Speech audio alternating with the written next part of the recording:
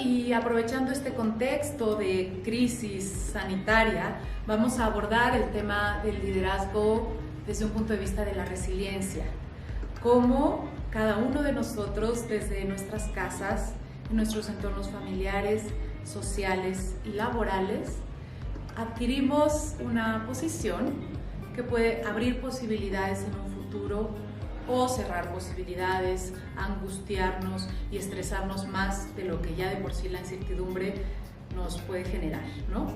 Entonces, vamos a empezar hablando de crisis. El coronavirus nos está ofreciendo una crisis global que entra en una categoría muy distinta de las crisis globales con las que nos hemos enfrentado anteriormente. Normalmente otras crisis estaban en momentos de guerra o en momentos de crisis de burbujas financieras, de desplome del petróleo y de situaciones que de alguna forma deterioraban la economía, algunas veces global, otras veces más local, y que modificaban las prácticas cotidianas de las personas. Sin embargo, esta crisis aún no la podemos denominar muy bien. Es una categoría nueva y diferente que va a influir tanto en nuestros hábitos cotidianos como en la economía del mundo y en las prácticas globales. Así es que, pues vamos a abrazar este momento de incertidumbre. Los invito a que nos coloquemos en una posición de investigadores y descubramos qué vamos haciendo día a día para ser personas resilientes en estos momentos de incertidumbre. Tal vez conviene empezar describiendo qué significa la resiliencia, y es una cualidad que se utiliza para describir materiales en la ingeniería. La resiliencia tiene que ver con la capacidad que tiene un material de regresar a su estado de origen habiendo recibido un impacto. Eso quiere decir un material que sea flexible, que sea sólido a la vez y resistente, y que tenga ciertas características en las que el impacto lo que consigue es demostrar su fortaleza. México en particular es un país resiliente. Hemos vivido crisis importantes, situaciones difíciles que apelan a los comportamientos sociales y la transformación. Algo que estábamos pensando era cómo en otras crisis o en otras situaciones de riesgo, la tendencia natural de la sociedad es a salir, ¿no? Con el terremoto, sal de tu casa y ayuda. Con la violencia, sal a tu casa y manifiéstate. Con el apoyo a las mujeres, sal a tu casa y exprésate y únete con otros, ¿no? La unión hace la fuerza, dice. Sin embargo, esta crisis apela al distanciamiento. Entonces, ¿cómo coordinarnos, comunicarnos, conseguir tareas juntos desde el aislamiento? ¿Cómo unirnos emocionalmente y al mismo tiempo favorecer la distancia, que es lo que se pide ahora como una manera de cuidarnos? Bien, dicho esto, vamos a soltar algunas reflexiones en torno al liderazgo. Lo primero es que el líder va a ser una persona que va a dar una contención emocional a la situación. Y no tiene que ser una contención emocional desde el desconocimiento, desde el miedo, inventando cosas que no existen, sino poniéndose un poquito en el lugar de cada una de las personas con las que convive, ya sea en casa, ya sea maestros con alumnos, ya sea jefes con colaboradores, y entender que muchos pueden tener miedo, incertidumbre, y reconocerlo y acompañarlos en ello. Entonces, la empatía es una forma de liderazgo que permite que las personas se encuentren más tranquilas. La compasión, ¿no? También es otra emoción que hay que trabajar en estos tiempos. Ahora, ¿qué podemos hacer entonces por estas personas? Trabajar porque se encuentren en espacios seguros, física y emocionalmente. Lo primero para esos espacios seguros es que si van a seguir trabajando en un lugar al que tienen que asistir, pues que ese lugar esté limpio, esté bien acondicionado para que la persona no esté en riesgo. En caso de que ese lugar sea a distancia, pues asegurarse de que tenga las condiciones tecnológicas y toda la información y material que necesite para desempeñar bien su trabajo, ya sea en presencia o a distancia. Una segunda cosa importante es que los grupos, tanto familiares como alumnos, como en organizaciones, tienden a tranquilizarse cuando uno les comparte la misión común. ¿Cuáles son nuestros objetivos? Que a pesar del cambio de circunstancias se mantienen.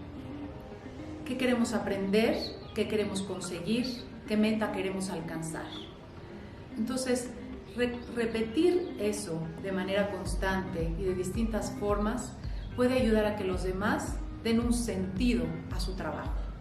Porque hay que recordar que en estos momentos las personas que están aisladas pueden de repente perder el sentido y desmotivarse porque su vida cotidiana se ha modificado mucho. Más adelante vamos a tocar ese tema.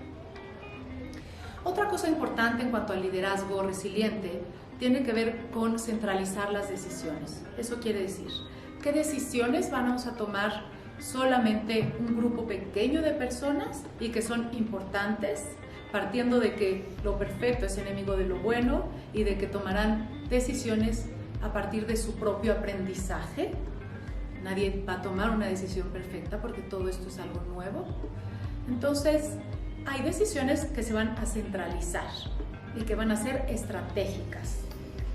Y otras decisiones que se pueden hacer participativas. Eso quiere decir escuchar a las personas de mi entorno para ver qué formato les funciona mejor en estos momentos de cambio, de circunstancias y de contextos de trabajo. Las decisiones participativas favorecen el compromiso, con lo cual, mientras los objetivos estén claros, que la persona pueda participar y sienta control sobre su formato de trabajo, puede favorecer la productividad. Por ejemplo, hay personas que prefieren trabajar de corrido toda la mañana y conseguir sus objetivos para después dejar un tiempo para hacer labores de casa, y puede haber personas que sea al revés. Ya hablaremos de casos específicos más adelante. En ese sentido, el líder debe tener claro qué es negociable y qué no es negociable. Ahora, también el líder debe trabajar en lidiar con la incertidumbre y poder abrazar ese sentimiento. Les puedo decir que yo como psicóloga y en mi consultorio me he encontrado con personas que sienten ansiedad, que sienten preocupación, que sienten tristeza, que sienten enojo por la incertidumbre y que a veces lo expresan de manera muy agresiva y eso no genera un buen contexto de trabajo. En ese sentido, el líder debe trabajar, pues yo lo sugiero, en un poquito de una visión hacia sí mismo, una reflexión personal y analizar un poquito qué es lo que está despertando ciertas emociones. Y en todo caso, conviene a veces compartir con los equipos estas emociones en lugar de actuarlas. Lo que no se habla, se actúa y a veces se puede actuar impulsivamente y hacer daño a los demás. Entonces, pues si están preocupados se les puede compartir, ¿no? Limitando la información. Si están tristes, se les puede compartir porque puede haber cambios y pérdidas que no se quisieran. No todo puede estar bajo nuestro control. Entonces, entrar en una sintonía emocional y en una empatía emocional, no solo de ustedes hacia su equipo, sino también pedirla de su equipo hacia ustedes, hacia sus hijos, hacia sus alumnos. Otra cosa que sugerimos es plantear panoramas en diálogo. Como sabemos, las situaciones de estrés suben los niveles de cortisol y eso genera ansiedad, depresión, dificultades en el sueño. Y sin embargo, hay algunas señales de que si bajamos los niveles de cortisol, podemos pensar un poquito mejor y tomar mejores decisiones. ¿Cómo bajamos los niveles de cortisol? Hay muchísimas formas, pero una de ellas tiene que ver con el diálogo y el encuentro, con compartir con otros posibilidades en un futuro para tener una pequeña sensación de mayor control sobre las cosas. Entonces, planteémonos distintos panoramas en diálogo con personas que sean de nuestra confianza y a partir de ahí veamos cómo vamos a irnos dirigiendo conforme el día a día nos vaya dictando.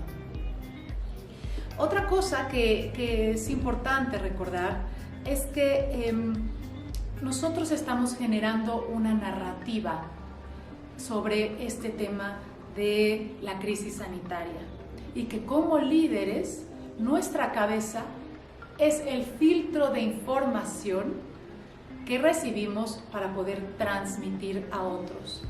Entonces seamos muy conscientes de qué información queremos transmitir y para qué, y qué consecuencias emocionales va a generar la información que transmitamos. La crisis es una gran oportunidad de generar confianza.